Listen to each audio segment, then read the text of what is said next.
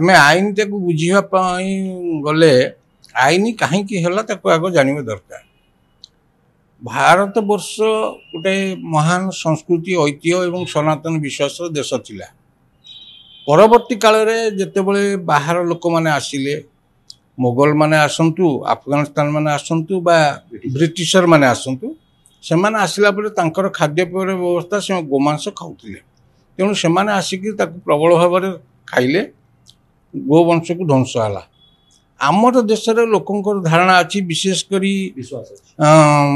सनातन संस्कृति रे गो माता बोली कहू कहीं गोरुर सबुठी देवता अच्छा विश्वास करूँ। तार सामाजिक दृष्टि देखिले गोरु आम माँ समान, ता क्षीर पाइक आम सुत सबल हो।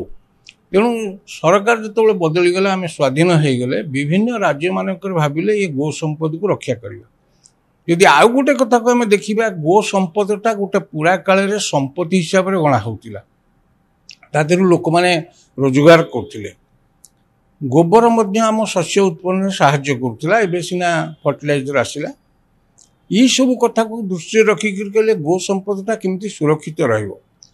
सुरक्षित रखा जो चेष्टा कले से भाविले जे अन्य संप्रदायर लोक मैंने जो मैंने खाऊँच गोमांस खाऊँच बा आमर जो चिड़ियाखाना मानक जीव रही जो खाद्य दि जाती तो आम बंद कर दे पारिबा नहीं।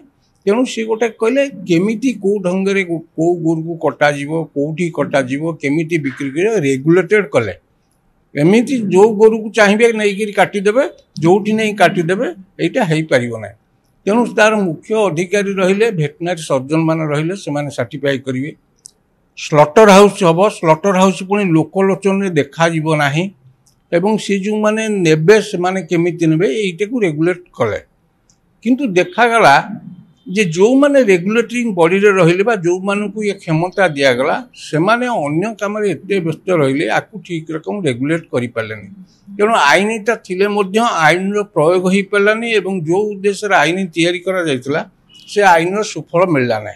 सेही परिप्रेक्षी रे किछि लोक माननीय हाईकोर्ट को गले, हाईकोर्ट को जाई कहले जे एमती आईन अछि तार प्रयोग हो नाही। तेणु माननीय हाईकोर्ट आकु संज्ञान नहींकरी से निर्देश देले जे आकु कड़ाकड़ी भाव में पालन करा जाऊ।